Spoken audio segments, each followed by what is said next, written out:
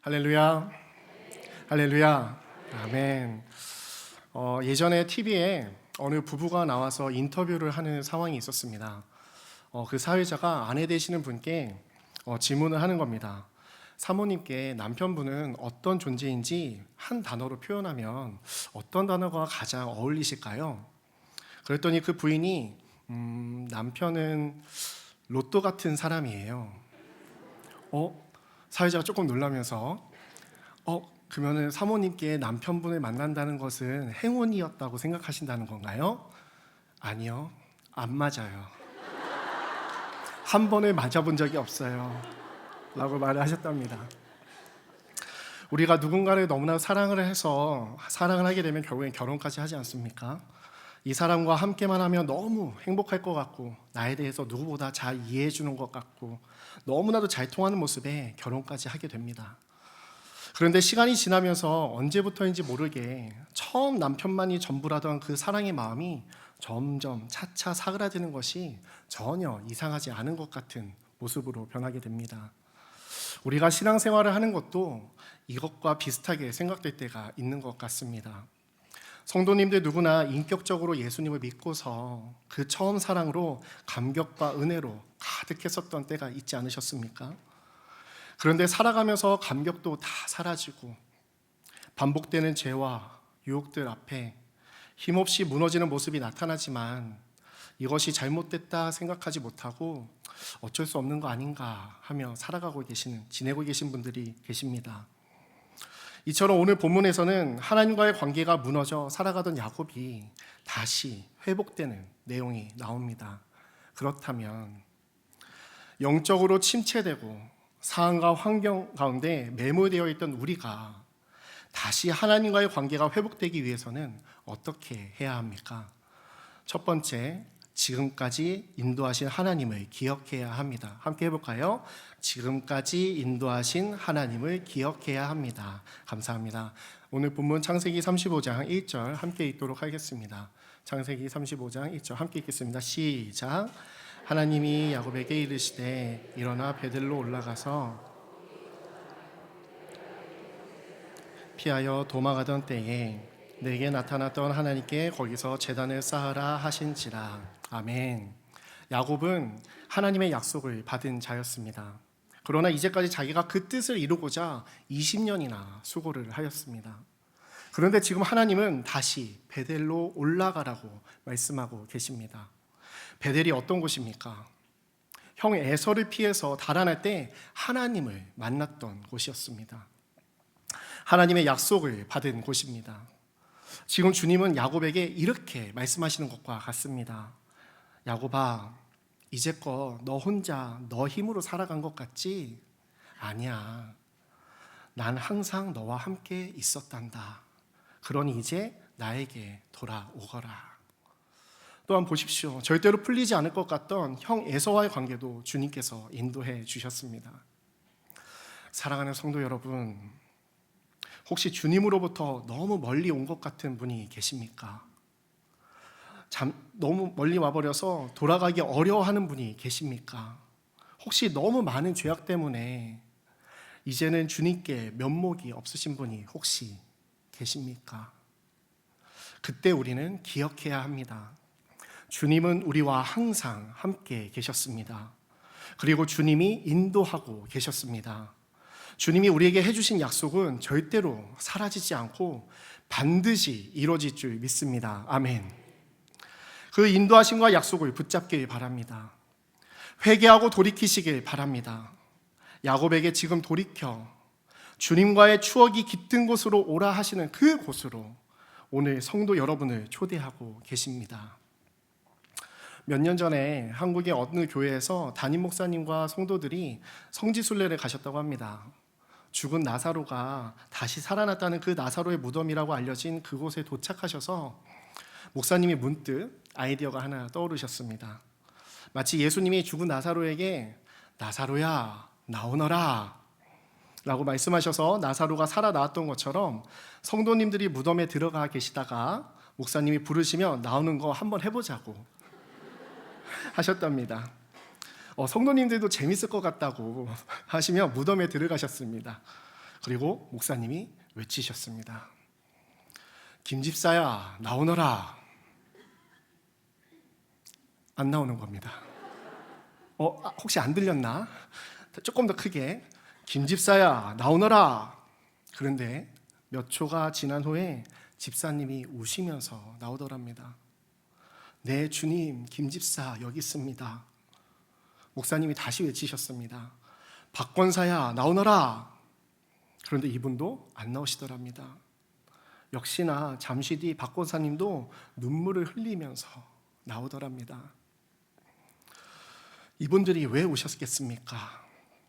목사님이 자신을 부르시는 그 음성이 마치 하나님께서 절망과 좌절 가운데 있던 죄인인 자신을 불러주시고 구원하여 주신 그 은혜가 기억나 눈물을 흘리셨던 겁니다.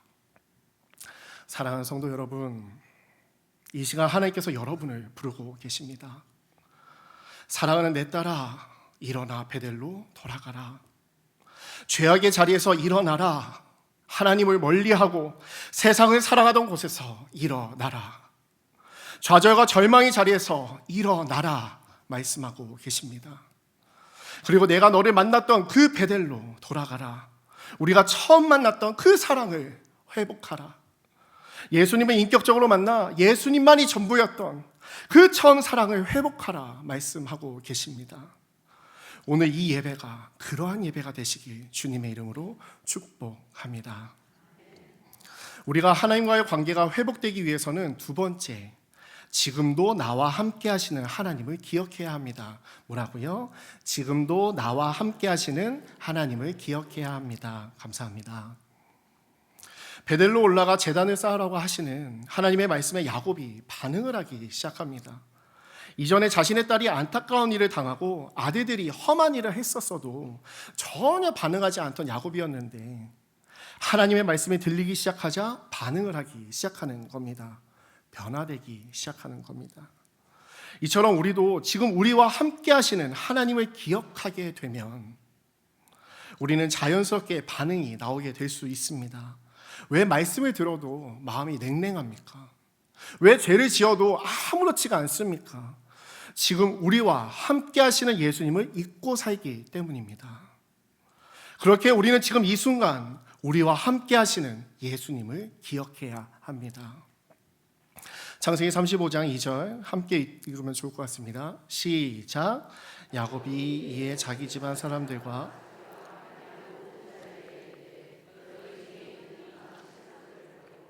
자신을 정결하게 하고 너희들의 의복을 바꾸어 입으라.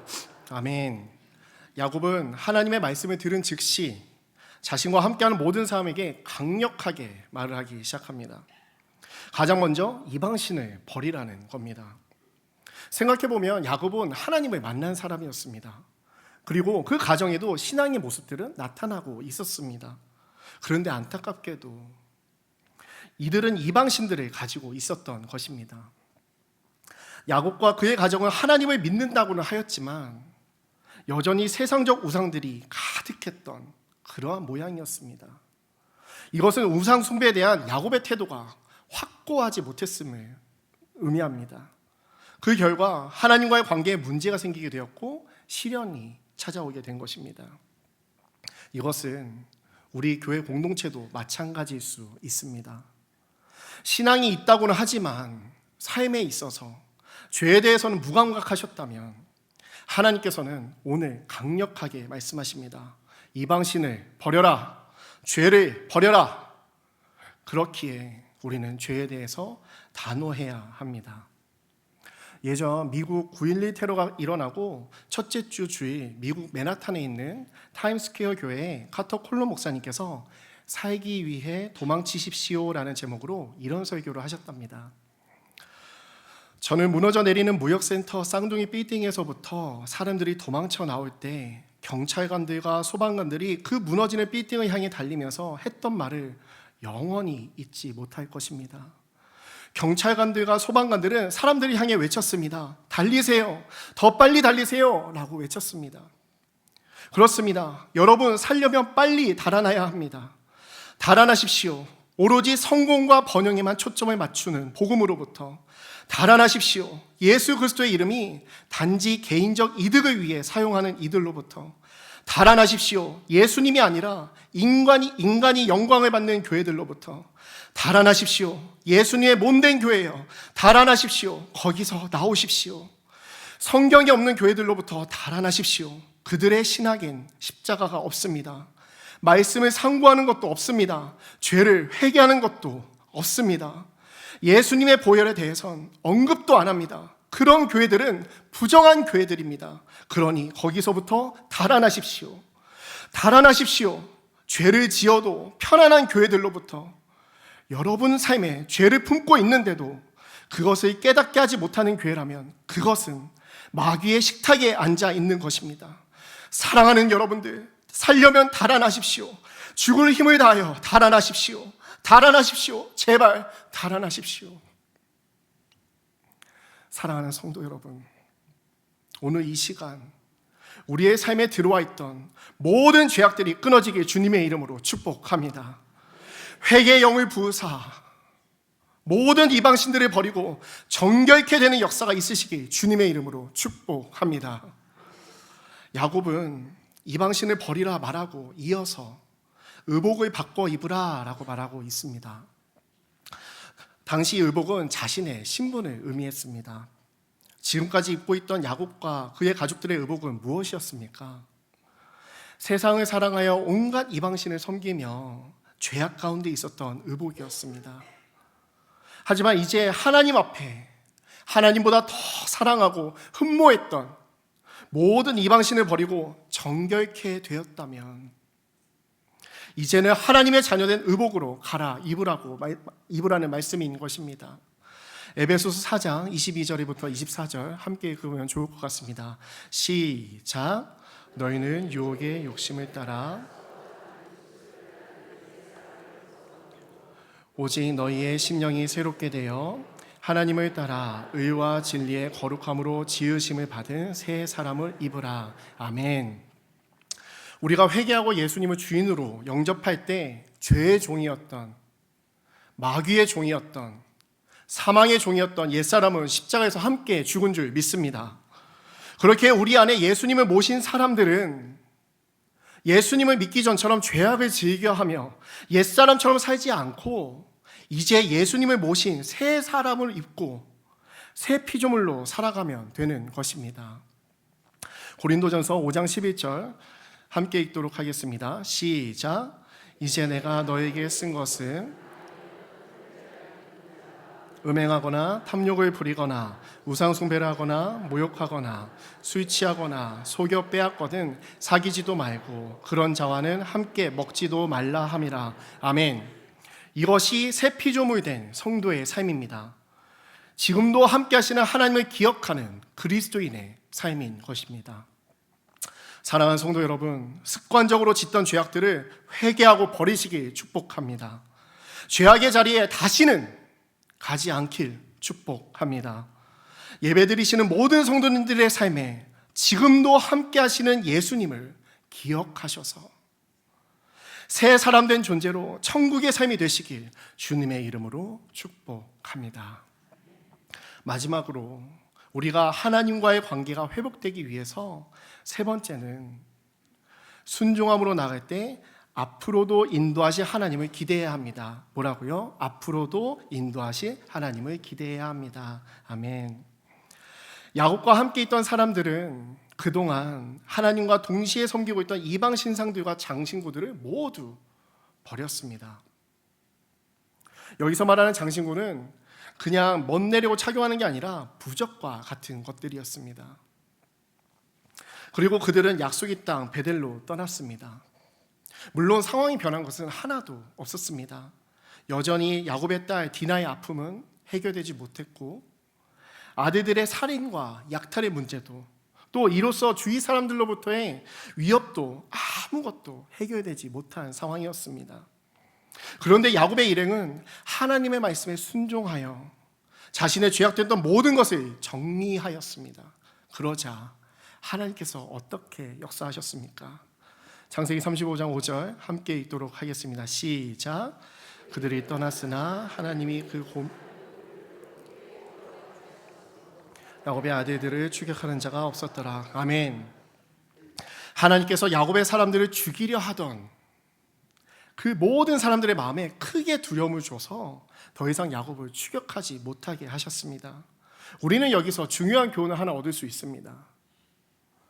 이처럼 지금까지 인도하신 하나님을 기억하고 지금도 함께 하시는 하나님을 기억하고 하나님께 순종하며 나아갈 때 하나님께서는 앞으로의 모든 삶 가운데 보호하시고 인도하시고 역사하신다는 사실입니다. 아멘 되십니까? 아멘. 그렇게 하나님께 나아가 베델에서 예배를 드린 야곱에게 하나님께서는 말씀하십니다.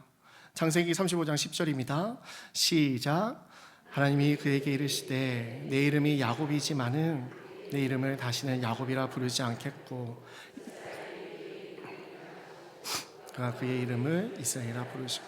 아멘. 더 이상 너를 속이는 자 야곱이라 부르지 않고 이스라엘, 원어적으로 정확하게 해석하면 하나님께서 이기게 할 자가 되게 하시겠다고 말씀하십니다. 이 시간 동일하게 하나님의 자녀된 성도 여러분에게 하나님께서 말씀하고 계신 줄 믿습니다. 아마도 이지선 자매에 대해서는 많은 분들이 기억하고 계실 것 같습니다. 당시 23살에 한창 예쁜 여대생이던 어느 날 학교를 마치고 오빠와 함께 집으로 가던 길이었습니다. 차 신호등이 빨간불이 되어서 차를 멈추고 기다리고 있는데 저 뒤에서 음주운전하는 차가 지선자매가 타고 있던 차를 들이받습니다. 얼마나 세게 받았는지 다른 6대의 차와 부딪히며 동시에 차에 불이 났고 그 불이 지선자매에게 옮겨 붙었습니다. 그래서 전신 55%, 절반 이상의 3도 화상을 입었다고 합니다. 3도 화상이라는 거가 뭔가 했더니 진피층까지 다 상해가지고 시간이 지나도 다시 피부가 회복되지 못하는, 재생되지 못하는 상태를 말한다고 합니다. 그래서 응급실에 실려왔을 때 병원에서는 더 이상 살 수 있는 가능성이 없으니까 오빠 보고 마지막 인사를 하라고 할 정도로 좋지 않은 상황이었다고 합니다. 그런데 하나님의 은혜로 살아났고 그때부터 어려운 회복의 시간을 보내게 됩니다. 그러다가 자매가 처음으로 자신의 상처들을 보는 날이었습니다. 태어나서 처음으로 보는 자신의 모습이었답니다. 다리를 보는데 살색이 한 군데도 없는, 회복이 불가능해 보이는 모습에 순간적으로 이제 나는 더 이상 살 수 없겠구나 직감했다고 합니다. 그래도 주위 가족과 친구들의 응원으로 하루하루 어려운 수술과 회복의 시간을 갖는데 그 시간이 얼마나 고통스러운지 몇 번이고 죽으려고 시도를 했지만 결국 모두 실패를 했답니다. 그렇게 힘겨운 하루하루를 보내다가 어느 날 잠들기 전에 지선자매와 어머님이 이런저런 이야기를 하고 있었답니다. 그러다가 지선자매가 어머님께 여쭤봤습니다. 엄마 인생이랑 내 인생이랑 바꿀 수 있으면 엄마가 좀 바꿔줄 수 있어? 그렇게 물었더니 잠깐의 고민도 없이 어머님이 말씀하셨답니다. 엄마가 바꿀 수만 있으면 1000번이고 10,000번이고 엄마는 바꾸지. 그 이야기를 듣고 자매는 너무 눈물이 나서 더 이상 말을 잇지 못했답니다. 하루하루 치열하고 수술과 회복이 너무나 고통스러워서 잠도 못 자고 좌절에 빠져 있을 때 지선자매는 하나님에 대한 원망이 너무나 커져갔습니다. 그렇게 답답한 게 며칠이 되고 이제 자신의 인생에 앞이 보이지 않고 끝이라고 생각되었을 때 하나님께 따지려고 교회에 갔습니다. 그렇게 교회에 갔는데 교회 목사님께서 오셔서 지선자매를 안아주시면서 기도를 해주셨답니다. 그때 사랑하는 나의 딸아 라고 하시는데 그 순간 자매는 목사님의 음성을 통해 하나님께서 말씀하신다고 느꼈다고 합니다. 그러면서 사랑하는 딸아 하시는데 자신도 자기 자신의 모습을 보며 사랑할 수가 없는데 하나님께서는 자매를 여전히 사랑하신다는 그 말씀에 마음이 녹아내리기 시작했습니다. 이어서 지선아, 너를 세상 가운데 반드시 세울 것이고 병들고 희망이 없는 사람들에게 희망의 메시지가 되게 할 거란다 라고 말씀하셨고 아멘으로 그 말씀을 받았다고 하셨습니다. 저는 1000번이고 10,000번이고 바꿔주신다고 하셨던 이지선 자매의 어머님과 어떠한 모습이어도 사랑한다 말씀하여 주신 목사님의 기도를 통해 하나님을 떠나 망가질 대로 망가진 야곱을 보시는 하나님의 마음이 묵상되었습니다. 이것은 동시에 지금 예배드리시는 모든 성도님들께 하나님께서 하시는 말씀입니다. 어떠한 모양이든 얼마나 무너져 있든 너는 내 사랑하는 아이라고, 너의 존재 자체로 내가 만족하고 너가 돌아와줘서 나를 바라봐줬다는 것만으로도 나는 행복하다고, 많이 힘들었겠다고, 이제 상황과 환경이 아니라 너의 마음에서 선한 일을 행하시 예수님을 바라보자고, 내가 너를 인도하고 승리케 할 거라고 말씀하시는 줄 믿습니다. 로마서 8장 37절부터 39절 함께 읽겠습니다. 시작. 그러나 이 모든 일에 우리를 사랑하시는 이로 말미암아 우리가 넉넉히 이기느니라. 내가 확신하노니